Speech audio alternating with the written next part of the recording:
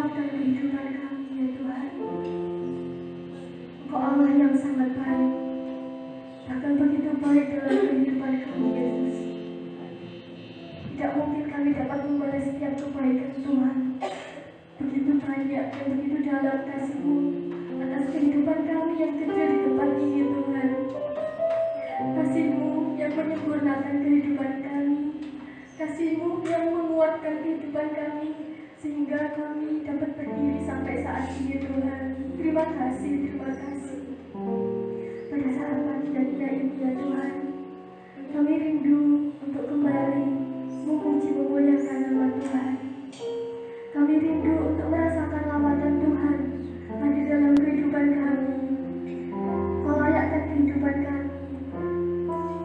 Para jemaat, para imam-imam yang melayani, Kau layakkan, Kau sucikan, sehingga apa yang kami pujikan, apa yang kami persembahkan di hadapan Tuhan dapat menjadi persembahan yang berkenan di hadapan Tuhan.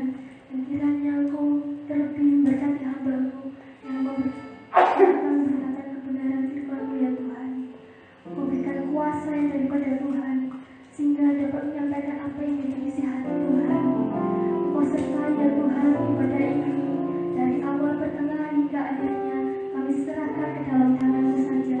Di dalam nama Tuhan Yesus kami telah berdoa dan bersyukur. Haleluya. Amin. Saya silahkan kembali duduk di sini. Syukur Tuhan. Salam GPA. Salam GPA. GPA.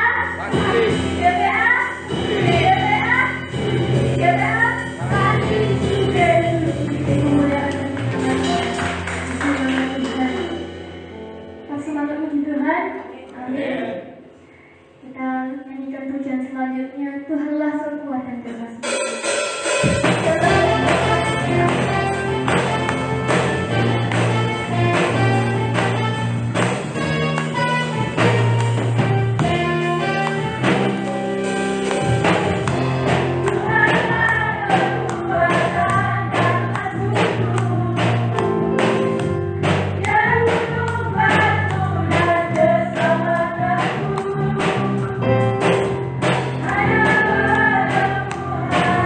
Percaya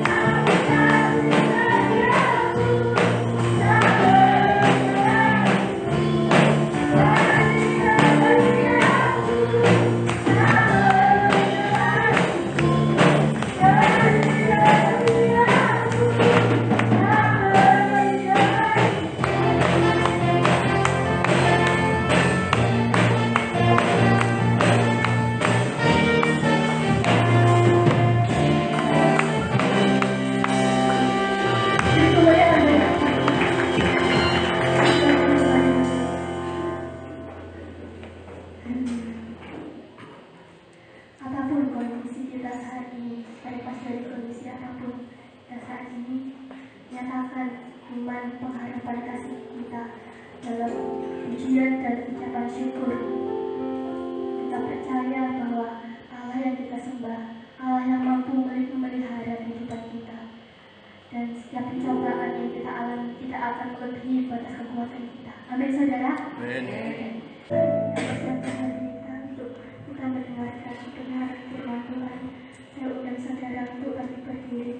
Kita nyanyikan pujian bersama Bapa.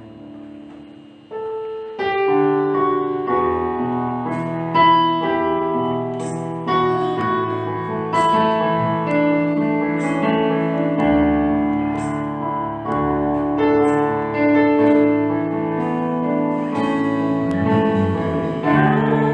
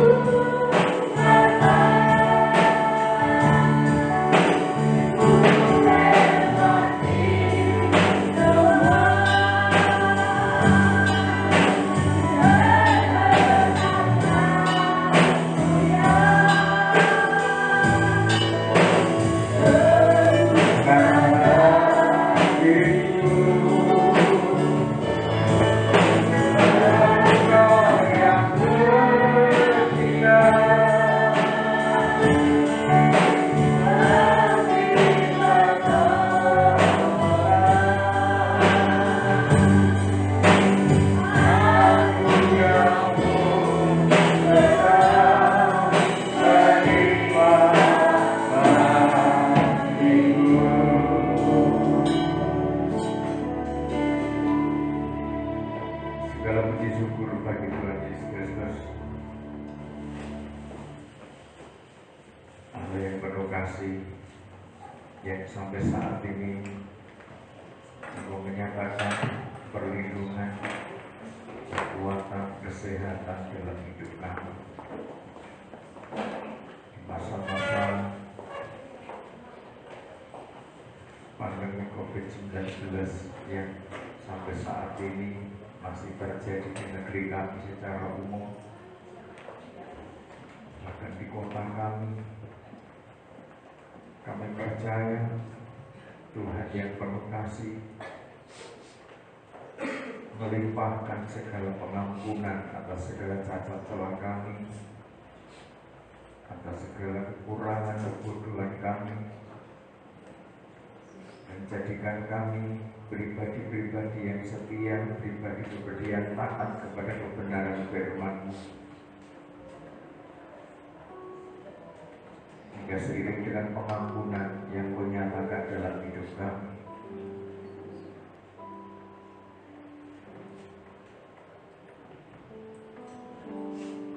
tangan kasih Tuhan Kau nyatakan atas negeri kami.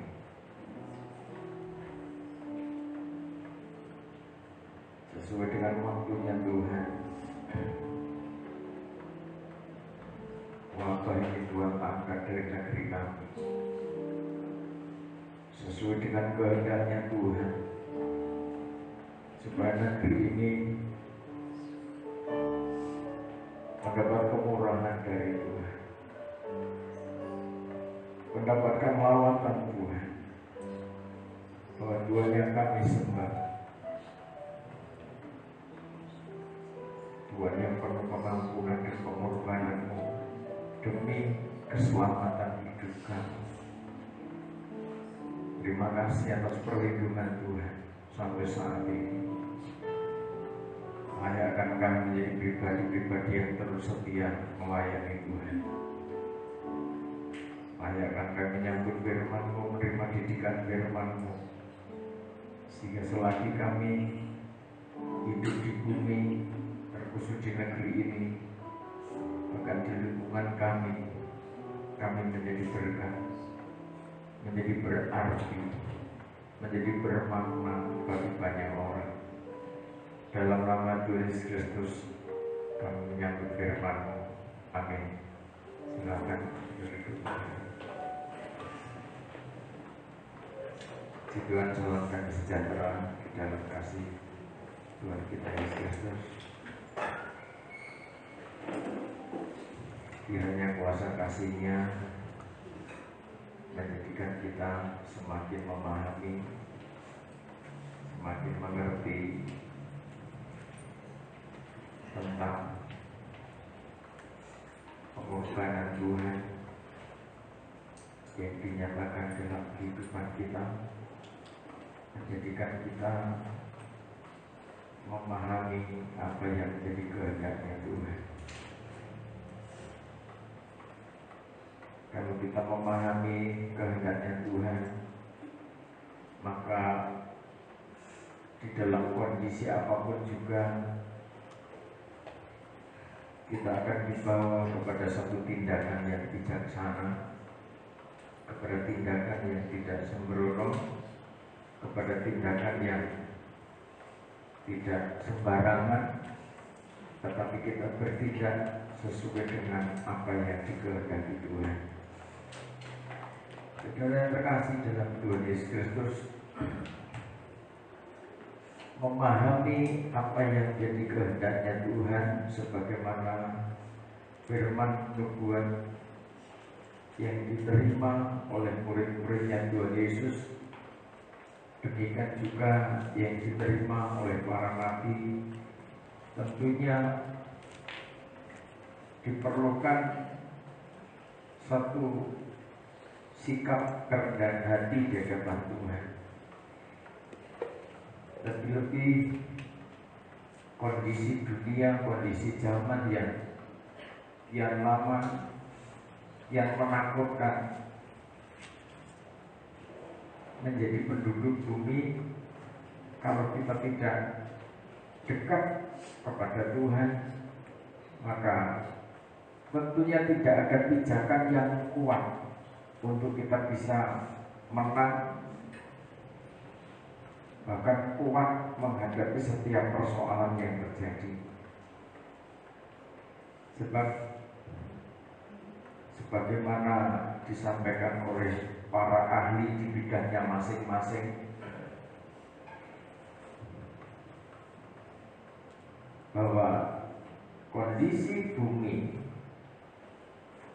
itu rentan dengan bencana, di antaranya bencana alam, gempa bumi, itu baru yang tampak. Belum bencana-bencana yang sifatnya tidak kelihatan seperti wabah yang sampai saat ini belum menunjukkan tanda-tanda reda di negeri kita, COVID-19. Satu hal yang perlu kita percayai, satu hal yang perlu kita imani, secara protokol kesehatan sudah disosialisasikan, sudah diterapkan, sudah dijalani, sekalipun ya masih banyak kekurangan di sana sini, tetapi kalau itu semua sudah dijalani dengan baik, toh kenyataannya justru semakin banyak orang yang terpapar virus itu.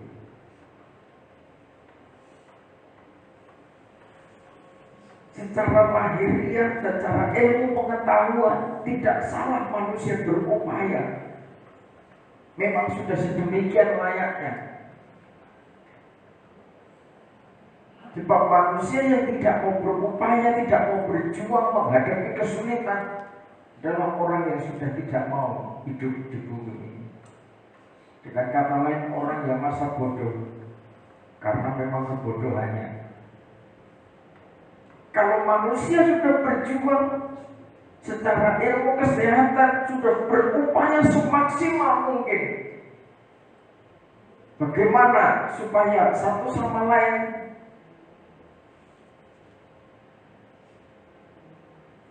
tidak terpapar virus itu, dengan segenap perjuangan hidup bersih di mana saja, baik di rumah, di kamar masing-masing, di kantor masing-masing, bahkan dalam perjalanan kendaraan juga harus disterilkan. Upaya manusia sudah dimaksimalkan bagaimana mengantisipasi penyebaran virus ini.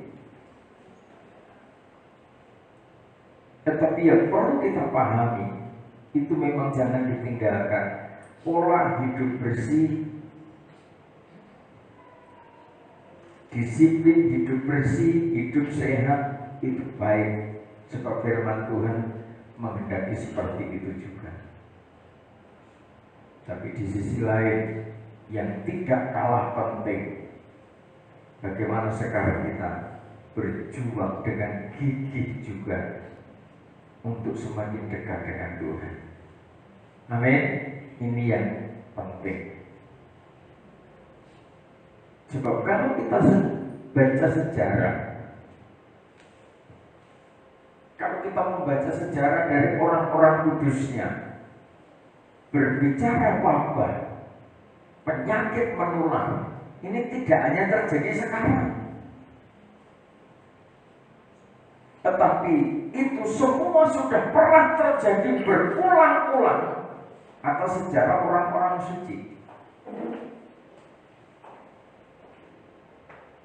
Dan Tuhan memberi petunjuk bagaimana caranya keluar dari musibah itu.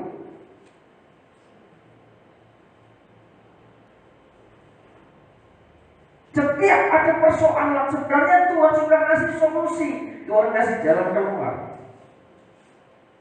Tapi seringkali manusia kurang bisa mendengar apa yang menjadi kehendaknya Tuhan, kurang bisa merespon apa yang menjadi kehendaknya Tuhan, apa yang sudah ditetapkan Tuhan, apa yang sudah diputuskan Tuhan untuk manusia itu bisa selamat dari segala bencana, dari segala musibah. Manusia terlalu mudah mengabaikan itu semua, mengesampingkan itu semua.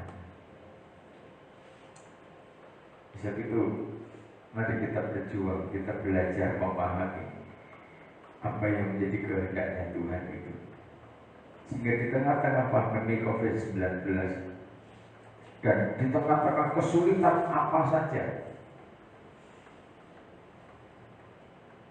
kalau namanya sudah wabah, tentunya penderitaan manusia akan terus berkesinambungan. Kalau sudah menyangkut soal kesehatan bermasalah, nanti juga menyangkut persoalan ekonomi juga bermasalah.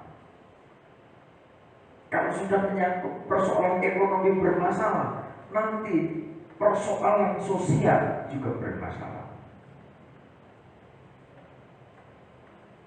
Persoalan masyarakat sosial bermasalah, nanti persoalan budaya juga akan muncul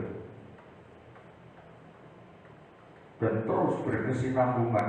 Persoalan demi persoalan itu akan muncul, bermula dari satu wabah, akan berdampak cukup luas kepada kehidupan umat manusia. Berulang kali manusia dalam sejarah menghadapi masalah-masalah seperti itu. Dan kalau ini berulang, wabah ini terjadi di tengah-tengah generasi kita, di tengah-tengah generasi milenial, anak-anak kita, mari kita kembali kepada firman. Sebab Tuhan memberi petunjuk, memberi ketetapan, Tuhan berkehendak apa di balik ini semua. Amin. Apa maunya Tuhan di balik ini semua? Ini pentingnya kita mempertajam pendengaran kita. Ini pentingnya kita mempertajam penglihatan kita. Ini pentingnya kita mempertajam indera kita, sehingga kita bisa menangkap apa yang dikehendaki Tuhan di balik ini semua. Para pakar sudah banyak menyampaikan bahwa ini diambang resesi.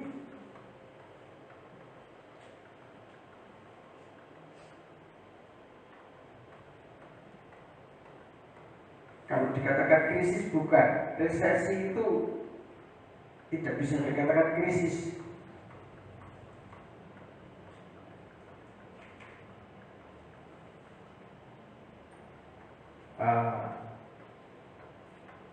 Boleh dikatakan langkah menuju ke sana. Tapi siapa yang mau krisis kan tidak kan? Tahapan menuju krisis. Kalau tahapan ini teratasi, maka krisis tidak akan terjadi.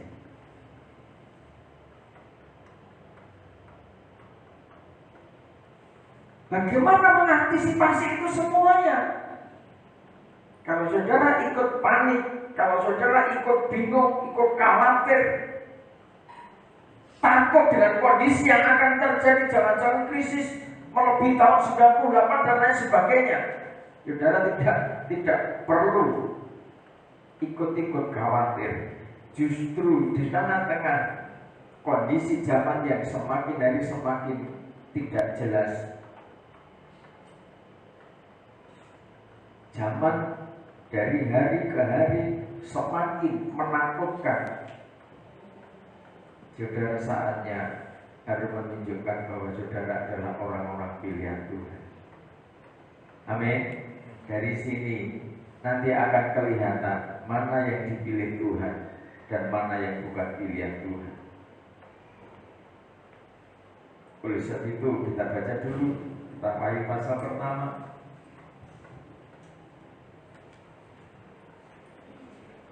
Kita mulai pasal pertama.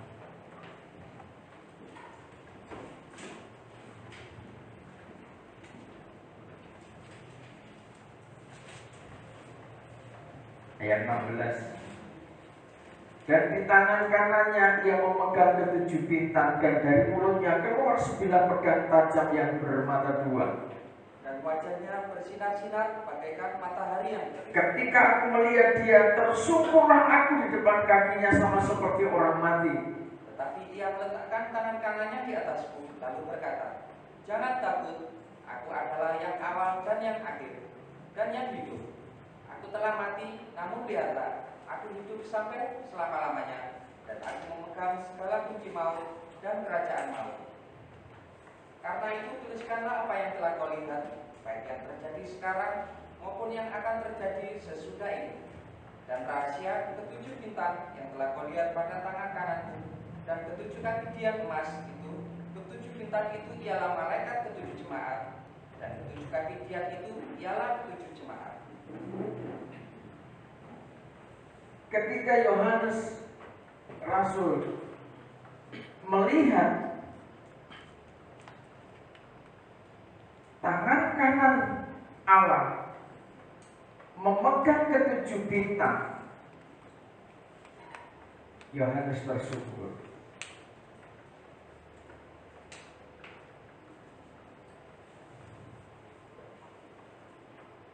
Dan ternyata kuasa kasihnya Tuhan itu melawan. Secara pribadi Yohanes merasakan dahsyatnya kuasa Tuhan itu. Tuhan tumpang tangan atas Yohanes, bahwa dia katakan, "Aku adalah yang awal dan yang akhir." Jadi kalau Tuhan menunjukkan sesuatu yang dahsyat atas Yohanes, atas hambanya, dia yang mengawali, dia yang memulai, dan Tuhan yang akan menyelesaikan juga.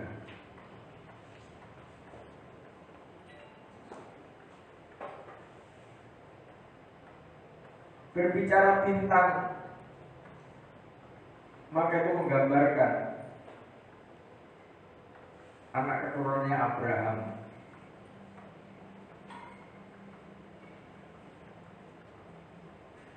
Yang dimana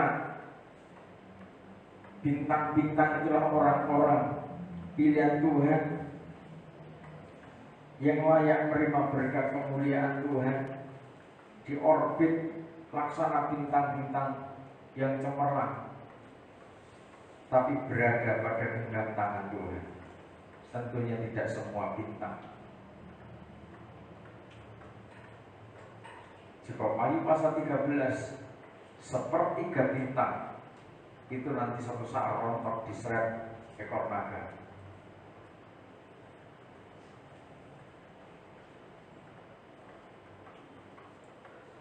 Kondisi bintang, kondisi kaki dian adalah satu kondisi masing-masing pribadi dalam posisi rancangan Tuhan, menggambarkan satu kondisi gereja pada akhir zaman. Itu sosok 7 kaki dian menggambarkan kondisi gereja Tuhan pada akhir zaman dengan segala kelebihan dan kekurangannya, yang digambarkan oleh 7 jemaat dari Efesus, Smyrna, Pergamos, sampai jemaat Laodikia, menggambarkan jemaat akhir zaman, gereja akhir zaman, dengan segala kelebihannya, dengan segala kekurangannya ada di sana. Tapi target yang Tuhan kehendaki supaya 7 jemaat itu tampil dengan standar kaki dia, hidup di bumi sebagai penerang. Standarnya jemaat harus menjadi kaki dia emas. Tuhan yang memilih 7 jemaat, dan Tuhan mengasihi 7 jemaat itu. Tuhan yang memilih, Tuhan yang mengawali, dan Tuhan akan menyempurnakan ke-7 jemaat itu.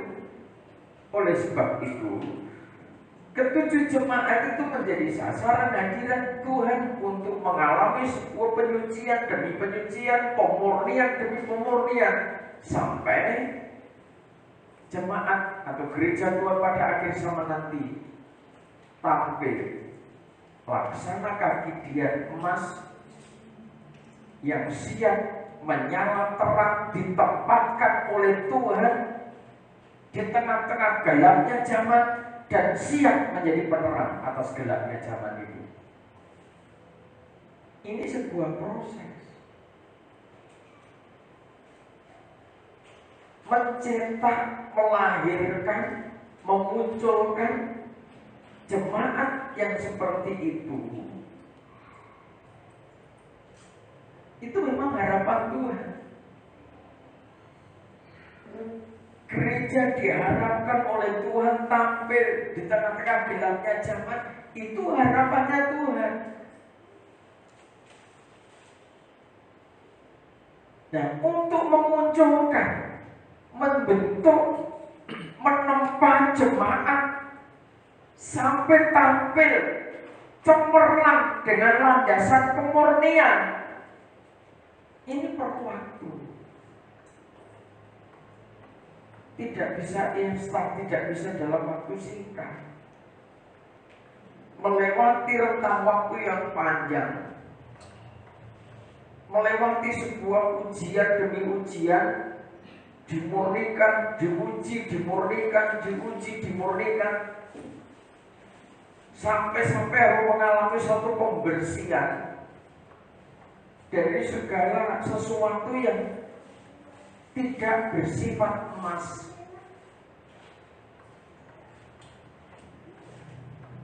Untuk itu, demi membentuk gereja supaya tampil laksana kaki dia, maka Tuhan juga memilih. Tuhan memilih hamba-hamba Tuhan yang digambarkan seperti bintang-bintang, seperti 7 bintang yang digenggam tangan Tuhan.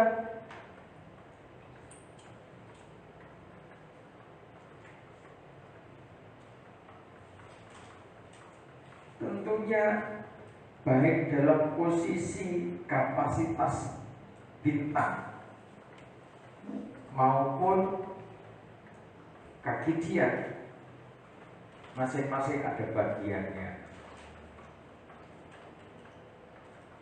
Menjadi bintang-bintang yang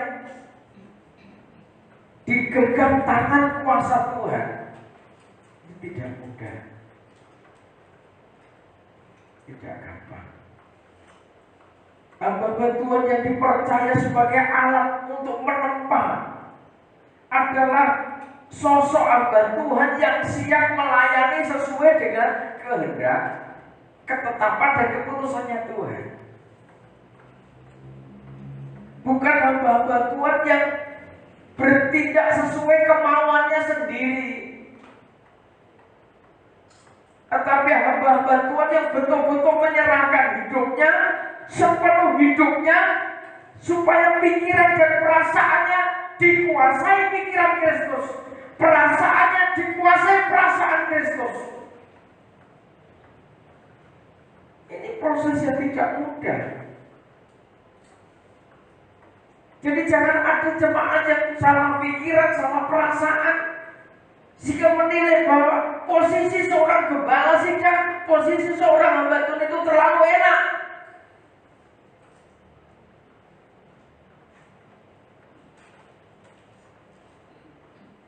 Masing-masing ada prosesnya.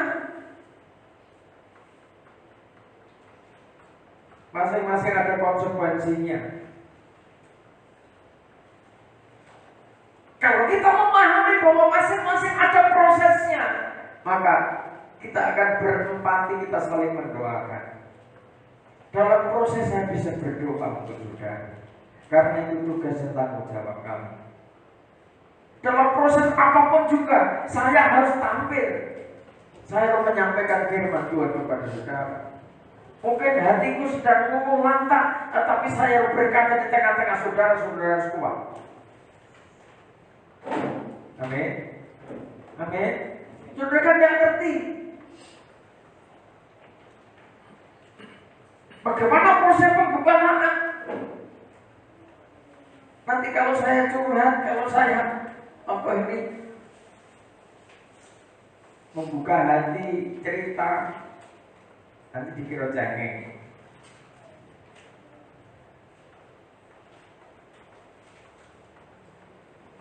Sebab itu masing-masing harus memahami bahwa dalam posisi, dalam kapasitas sebagai hamba Tuhan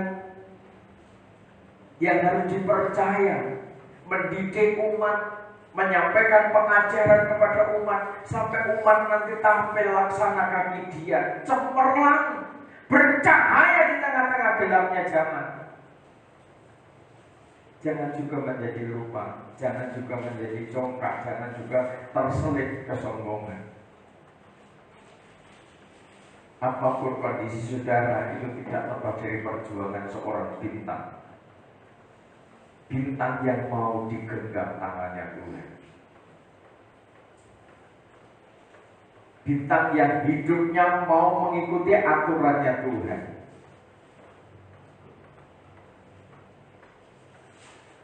Sebab itu masing-masing harus siap. Masing-masing harus memahami ketujuh jemaat. Jemaat Efesus, jemaat Smyrna, Pergamos, Tiatira.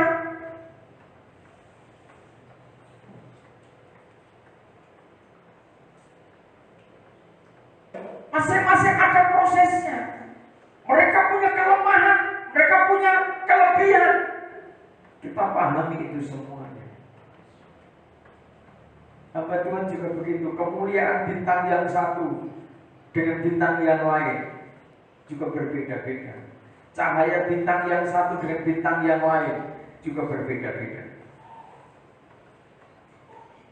Kita tidak punya kapasitas. Entah bintang itu agak redup atau memang kapasitasnya seperti itu. Kok cahayanya kecil, yang itu kok cahayanya gede. Beda lagi kemuliaannya rembulan, beda lagi kemuliaannya matahari. Dalam kapasitas sebagai hamba-hamba Tuhan, yang penting kerjakan tugas-tugas Tuhan di tengah-tengah umat Allah. Tidak perlu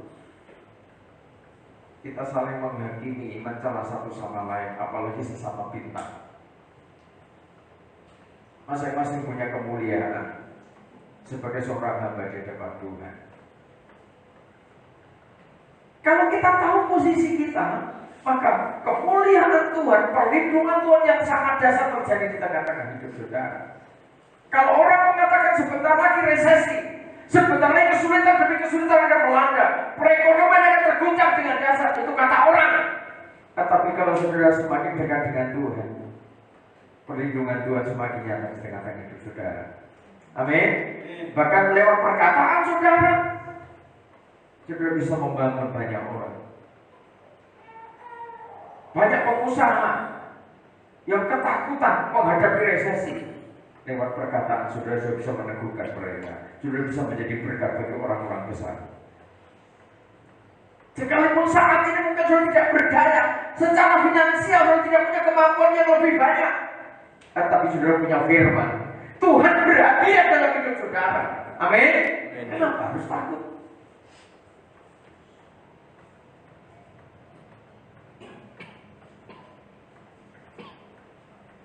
Saudara tidak punya materi yang berlebih, tetapi kalau saudara punya Tuhan yang berkemah dalam hidup saudara, cukup untuk saudara memberkati banyak orang. Amin. Punya materi banyak, tetapi ketakutan, itu semua lenyap dalam cerita.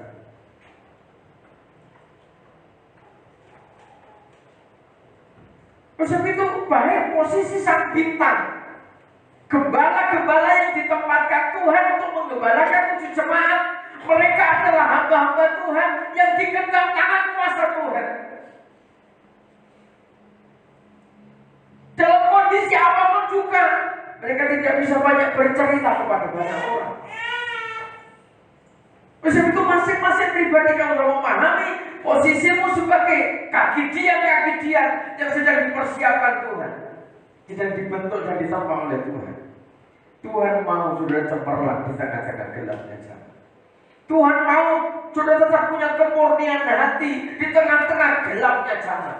Di tengah-tengah goncangan demi goncangan, saudara tetap punya kemurnian hati. Itu modal besar untuk saudara diberkati Tuhan. Amin. Kalau sudah tidak punya kemurnian hati, jangankan di tengah-tengah kesulitan, di tengah-tengah kelimpahan itu sudah bisa jatuh. Amin. Di tengah-tengah kelimpahan uang sudah bisa jatuh, sudah bisa gagal. Gagal mengasihi anak, gagal mengasihi keluarga. Banyak pelajaran yang kita terima lewat pandemi COVID-19. Di balik pandemi COVID-19, kita akan menemukan sesuatu pelajaran, satu pengajaran yang dasar dari Tuhan. Di dunia pendidikan, bagaimana saudara sebagai orang tua harus menghargai. Saatnya sudah memancarkan sinar terang itu kepada anak. Kalau selama ini sudah percayakan pada guru sepenuhnya, sudah tidak mau tahu, yang penting aku bayar anakku pinter. Sampai-sampai kalau anaknya kurang pintar, saudara berani marah kepada guru. Pak guru, bu guru ini gimana? Banyak wali murid itu protes begitu. Karena sudah merasa bayar, anaknya kok tidak pinter-pinter, protes. Gurunya dimarahi. Yang bodoh ini anak saya tuh pak guru atau bu guru? Nah sekarang gantian. Lewat pandemi COVID-19, anak-anak izin Tuhan harus belajar di rumah. Yang ngajari siapa? Kalau tidak emaknya, kalau tidak bapaknya atau kakaknya. Nah adiknya tidak mungkin, masuk SMA diajari anak SD atau TK kan tidak mungkin. Bagaimana saudara belajar sabar? Membimbing anakmu mulai belajar baca, mengenal huruf, mengenal angka. Ternyata kan tidak mudah kan, perlu waktu. Apalagi dari nol, dari bayi lahir, sudah jangan bayangkan sebentar lagi bisa jalan, kan tidak kan. Perlu waktu-waktu, siang, pagi, sore, malam, pagi lagi. Sebagai orang tua saudara maunya tidur nyenyak, istirahat, sementara anakmu melek. Yang masih bayi. Mungkinkah saudara sebagai orang tua tidur lepas tekan esok, sementara anakmu teriak-teriak nangis minta susu? Diajari berjaga.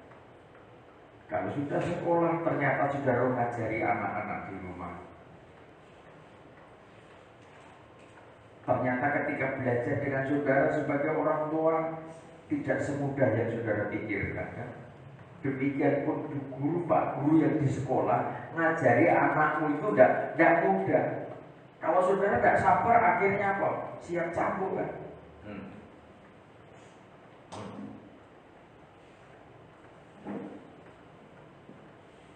B sama I dibaca apa? B. Terus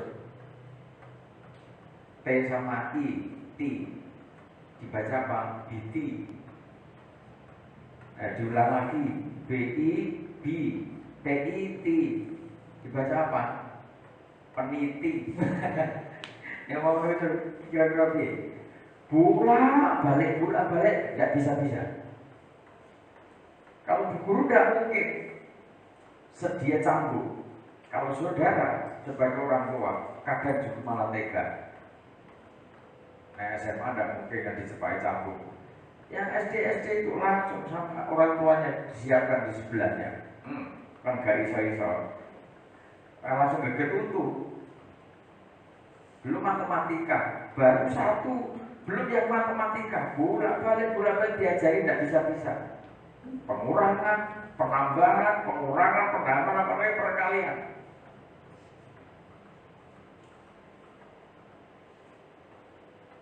Betapa sulitnya itu semua. Tetapi saudara harus belajar membimbing anak-anak. ngajari anak-anak dengan sabar. Bagaimana sih berjuang menghadapi anak dengan sabar.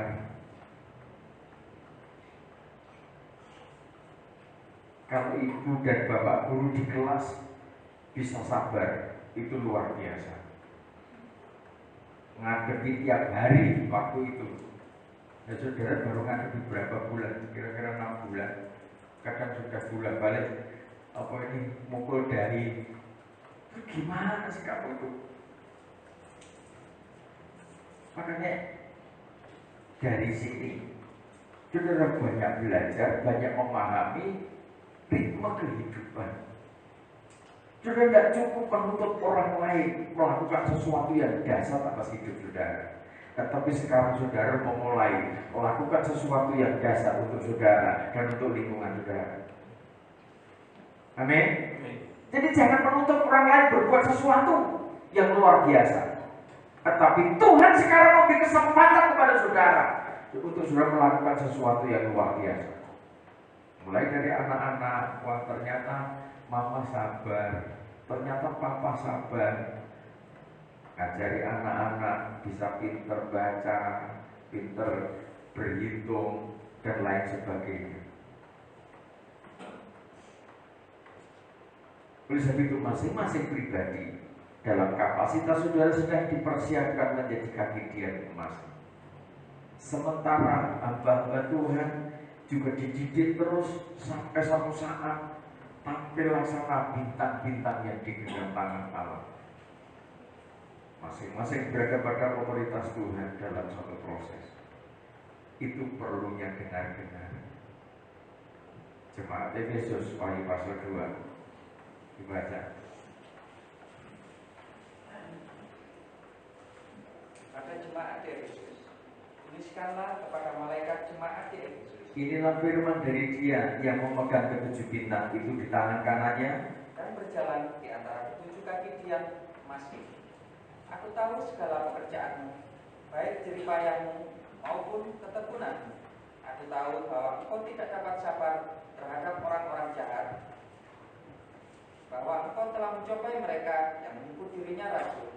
Tetapi apa yang sebenarnya tidak demikian, bahwa engkau telah mendapati mereka berdusta. Efesus ini bagus kan? Efesus itu pekerja keras, bukan jemaat tipe jemaat yang malas, tetapi suka berjerih, lelah, dan tekun. Orang itu kalau suka kerja keras dan tekun itu pasti berhasil, sekalipun melewati kegagalan, melewati hambatan, tetapi tekun mengurai persoalan demi persoalan itu ditekuni sampai Tuhan menyatakan perlindungannya. Terus dan engkau tetap sabar dan menderita oleh karena namaku dan tidak mengenal lelah. jadi pekerja keras ini tipenya Efesus. Penderitaan demi penderitaan karena Kristus, karena pelayanan itu dijalani dengan tekun, dengan setia. Namun demikian aku mencela engkau karena engkau telah meninggalkan kasihmu yang semula. Sebab itu ingatlah betapa dalamnya engkau telah jatuh. Bertobatlah dan lakukanlah lagi apa yang semula engkau lakukan. Jika tidak demikian, aku akan datang kepadamu dan aku akan mengambil kaki tiangmu dari tempatnya, jikalau engkau tidak bertobat. Tetapi ini yang ada padamu, yaitu engkau membenci segala perbuatan pengikut-pengikut Nikolaus yang juga membenci. Siapa bertelinga, hendaklah ia mendengarkan apa yang dikatakan Roh kepada jemaat-jemaat.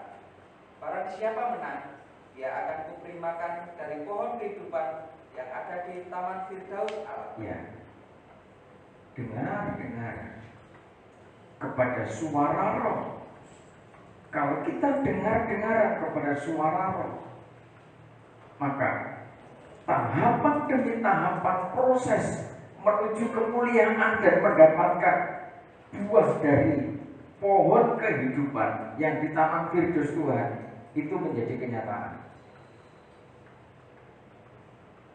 Dan menjadi sosok jemaat yang melaksanakan kaki tiang emas Tetapi kalau tidak bertobat, maka kaki dia itu akan diambil daripada kita, daripada jemaat Efesus.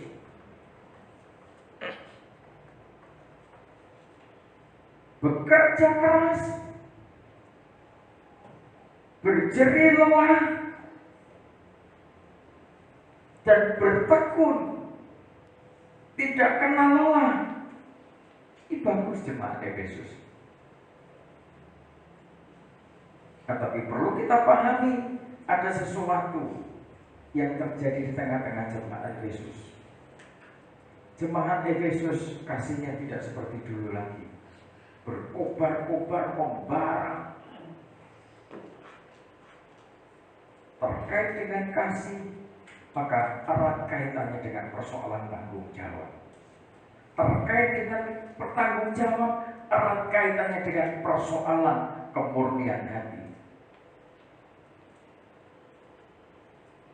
Api yang dulu membara dalam pribadi, dalam hatinya Efesus,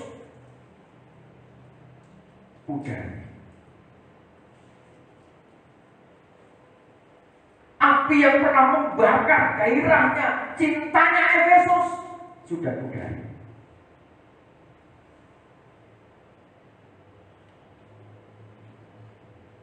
Sebab itu masing-masing pribadi, untuk kita menjadi sosok pelita emas, menjadi sosok kaki dian emas, kita masing-masing pribadi harus menyadari.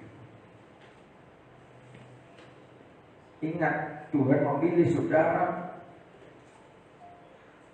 di bumi ini untuk satu tugas, mengalirkan aliran air kehidupan, aliran kasih. Yohanes pasal 15 ayat 16 dan 17. Tuhan menetapkan kita untuk kita mengalirkan aliran air kasih, aliran air kehidupan.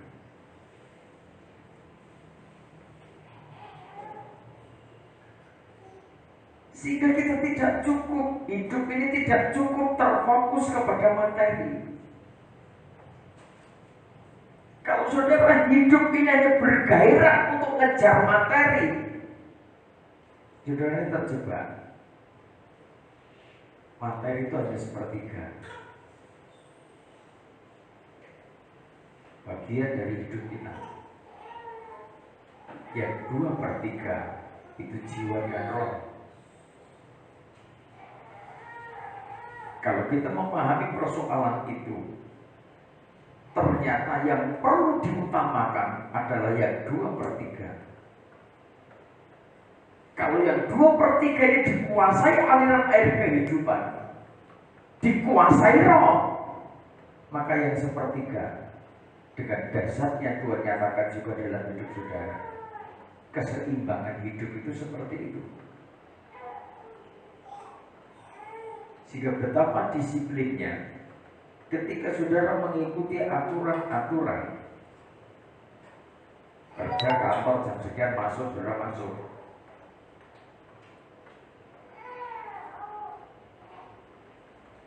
Dengan disiplinnya saudara menata sedemikian rumah.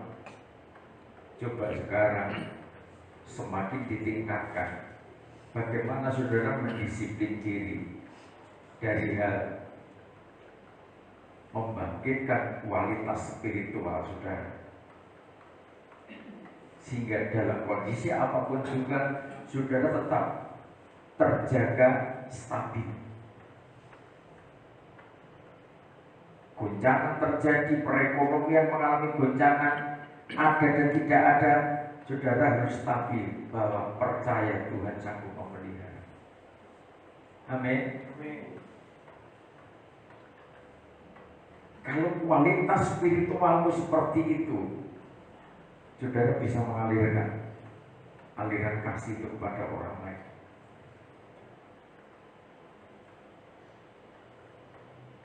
Jadi perjuangan kita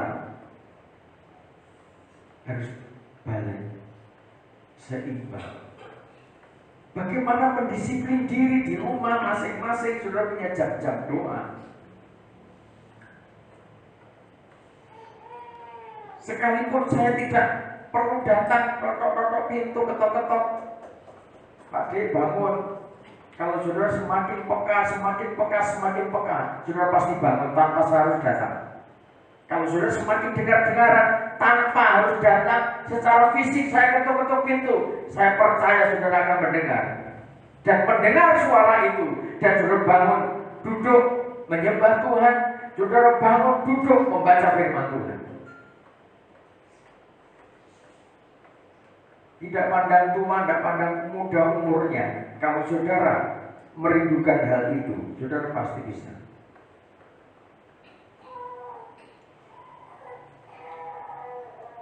Kalau secara fisik saya datang ketuk pintu, Mas bangun, Pak bangun, itu yang sepertiga. Tetapi sudah saatnya saudara mengasah yang 2/3 itu semakin tajam. Sehingga ketika yang 2/3 jiwa dan roh saudara semakin tajam, maka kuasa Tuhan dengan dasarnya bergelombang-gelombang menguasai hidup saudara. Amin. Tidak perlu didikte, ditorat, datang satu persatu, tidak perlu. Saudara sudah dewasa kan? Cukup suami istri, tidak perlu didikte. Dari situ nanti akan tampak kerinduan istrimu, kerinduan suamimu juga. Sejauh mana kepekaan hatinya untuk dengar-dengar suara roh. Bangun. Mesti ada yang bangunkan kok. Piket full. Kalau sudah dengar-dengar pasti sudah bisa bangun. Amin. Amin. Terus khawatir, sudah pasti bisa bangun.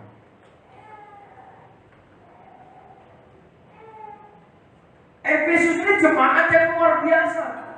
Dia pekerja keras. Perlu seorang pengusaha pekerja keras itu bagus. Mendisiplin diri. Saudara kalau ikut perusahaan, kenapa orang kok jarang bisa cepat berhasil secara kalau bisnis? Di antaranya kurang disiplin. Lihat aja, kalau orang ikut perusahaan jam 7 berangkat dari rumah, berangkat.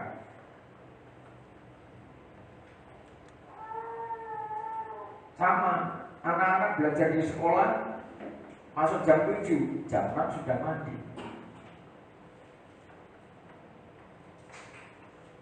Itu pendidik mental. Bila karena belajar di rumah, maka mandinya jam 12.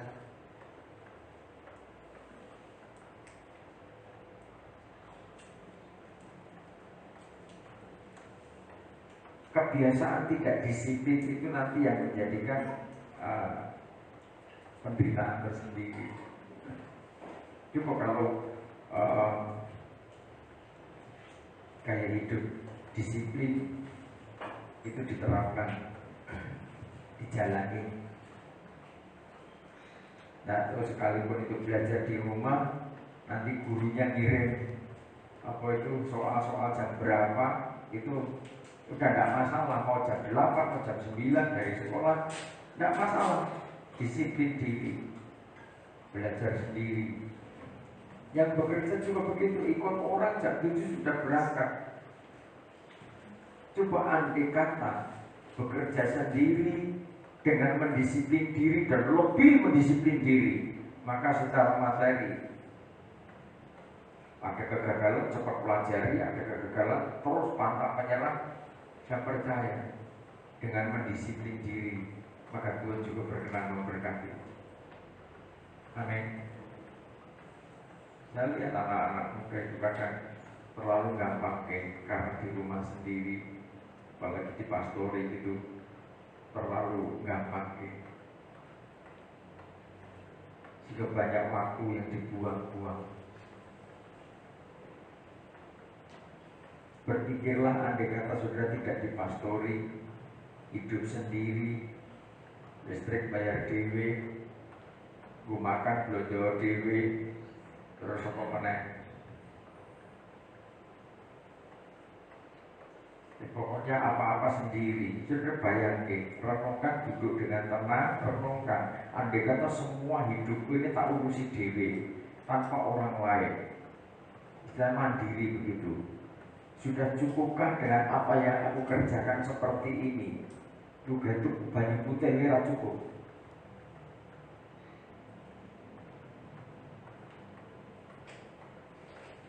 Kecuali mau minum di sungai gratis, selagi sungai berantas masih mengalir.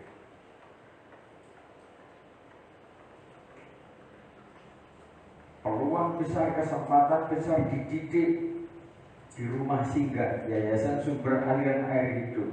Didikan itu mahal.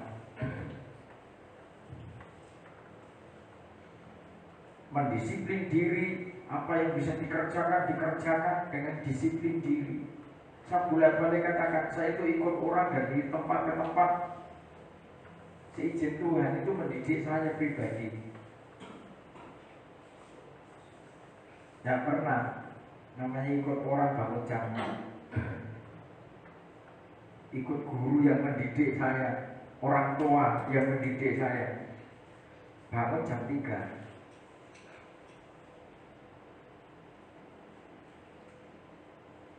Dari tahapan ke tahapan, ternyata itu didikan bermanfaat.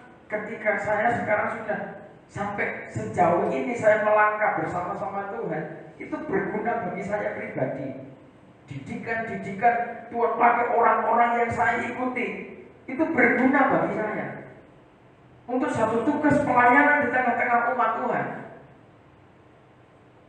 Jadi itu Efesus harus dengar-dengaran. Efesus baru berjuang, Efesus baru menyatakan kemuliaan Tuhan. Sebab kalau Efesus tidak berubah, Efesus tidak mau bangkit, kaki dianya diambil.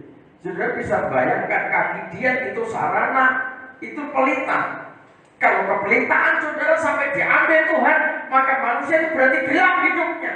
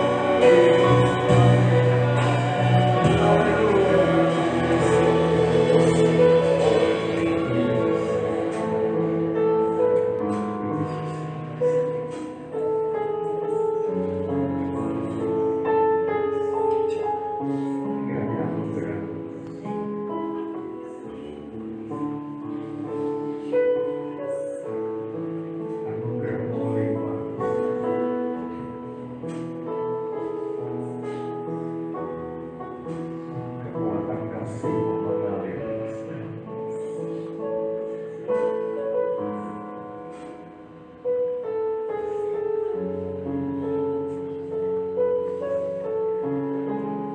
Kalau kita mohon kemurahan Tuhan, kalau kita merenungkan kasih-Nya Tuhan,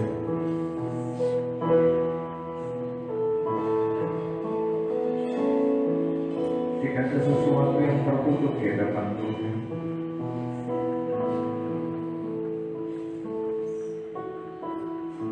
Semua terurai oleh kekuatannya.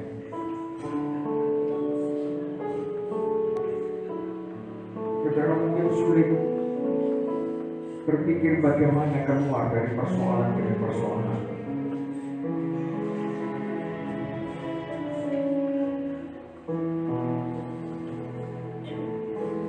Tapi saudara seringkali tidak pernah berpikir bagaimana aku mengerjakan tugas dan tanggung jawab dari Tuhan.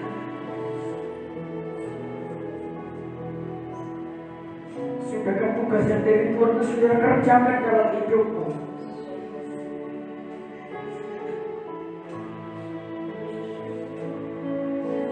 Sudahkah saudara menyelesaikan tugas-tugas dari Tuhan itu dengan baik?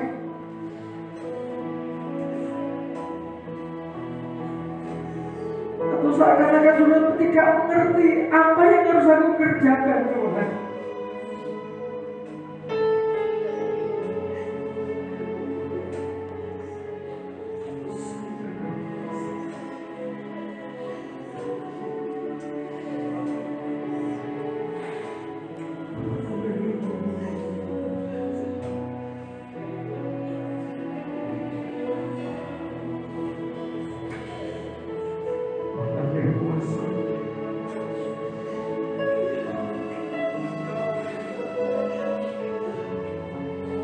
Saatnya saudara bangkit di tengah-tengah gelapnya zaman ini.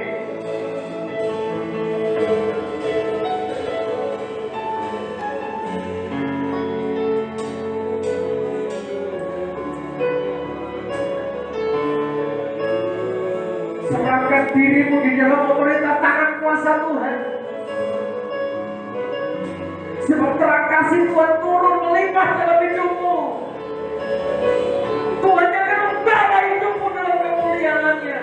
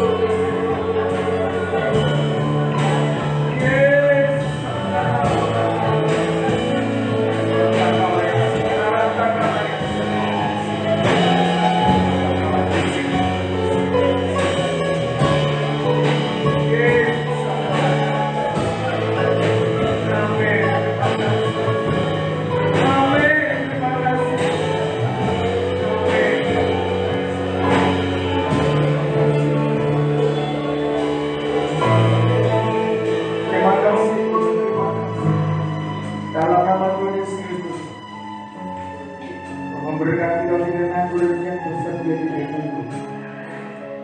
Kami sambut dalam perjamuan kudus, membangun hidup kami, membangun takbisan kami, membangkitkan gairah kasih kami kepada Tuhan, menjadi pelaksana dari kehendak Tuhan.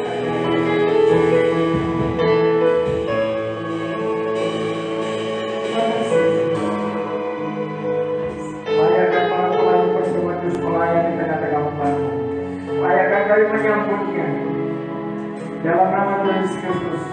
Amin.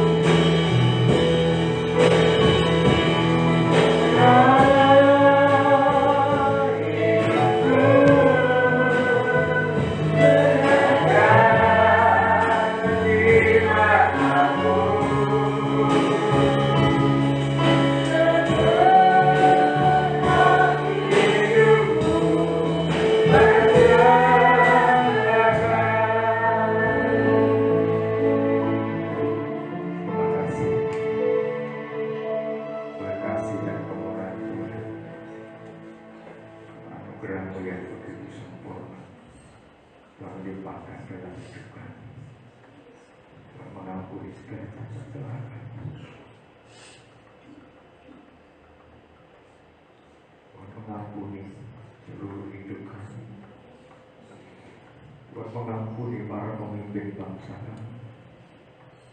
Tuhan mengampuni para pemimpin umat-Mu.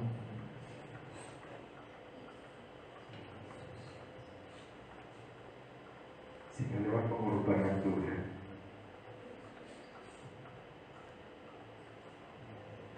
Tuhan menyembuhkan seluruh umat-Mu dari segala sakit penyakit, mengatasi setiap persoalan yang mereka hadapi. Ini juga persoalan bangsa ini. Tuhan campur tangan, tak akan dibutuhkan dengarkan firman Tuhan. Dan ketika mereka sedang makan, Yesus mengambil roti, mengucap berkat, memecah-pecahkannya, lalu memberikannya kepada murid-muridnya yang berkata, ambillah, makanlah, inilah tubuhku, dalam nama Tuhan Yesus Kristus.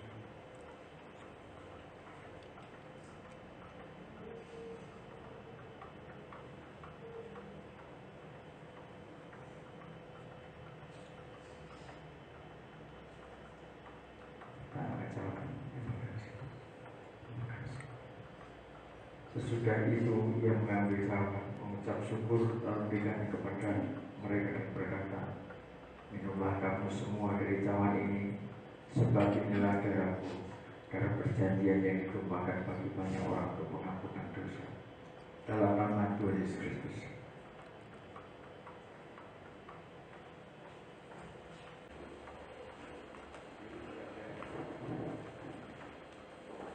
sepanjang minggu ini berjalan seperti biasa.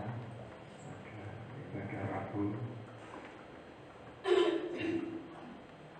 malam sampai selesai, dan minggu kita kembali lagi bisa bersama-sama di tempat ini. Kita akhiri dalam doa yang berikut.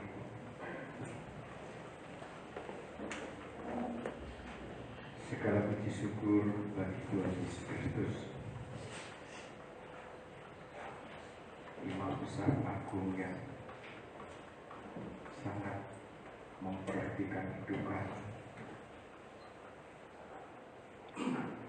Kami bersyukur atas perlindungan Tuhan, atas kasih dan anugerah yang terus berlimpah-limpah atas kami. Pengampunan Tuhan yang Tuhan nyatakan dalam hidup kami, membawa hidup kami ke dalam pemulihan yang sakit dijamah oleh Tuhan, mendapatkan kesembuhan dari Tuhan. Persoalan demi persoalan yang menjadi pergumulan doa umat-Mu, Tuhan memperhatikan, Tuhan tolong untuk umat-Mu dalam perlindungan Tuhan, dalam pertolongan Tuhan keluar dari setiap persoalan dan persoalan yang melilit hidupnya. Bahkan bangsa kami Indonesia kami serahkan dalam tangan kasih Tuhan. Kami percaya pengampunan juga Tuhan nyatakan. Seiring pengampunan dari Tuhan atas para pemimpin bangsa kami, Tuhan nyatakan belas kasihan. Tuhan buka jalan untuk wabah ini reda dari negeri kami. Dan kemuliaan Tuhan dinyatakan bagi bangsa kami. Terima kasih Tuhan. Seluruh persembahan-persembahan kami disucikan, dikuduskan menjadi persembahan yang diberkenan Tuhan. Segenap tubuh jiwa roh kami serahkan di dalam Tuhan, menjadi persembahan yang hidup, dikuduskan, dibenarkan sampai mengenai kesempurnaan satu saat dalam kemuliaan yang sempurna. Seluruh aktivitas umat-Mu sepanjang minggu ini diberkati Tuhan. Saat beraktivitas di rumah, di kantor, bahkan dimanapun juga mereka, Tuhan menyertai, Tuhan melindungi, dijauhkan dari segala mara bahaya, dijauhkan dari segala kecelakaan, dijauhkan dari segala malapetaka, bencana. Perlindungan Tuhan nyata atas seluruh umat-Mu. Tercipta suasana damai, suasana sukacita, suasana aman, suasana tenang, sehingga umat dapat melayani Tuhan dan bekerja dengan sukacita dari Tuhan. Dalam nama Tuhan Yesus Kristus, kiranya segala kuasa, kekayaan, kekuatan, hikmat, turut kemuliaan dan puji-pujian, cahaya kasih-Mu memancar di tempat tinggi, dalam suasana damai, suasana kasih, suasana sukacita roh, menjadikan umat-Mu melayani Tuhan dengan sungguh-sungguh. Dalam nama Tuhan Yesus Kristus, kami terima berkat-berkat-Mu. Amin.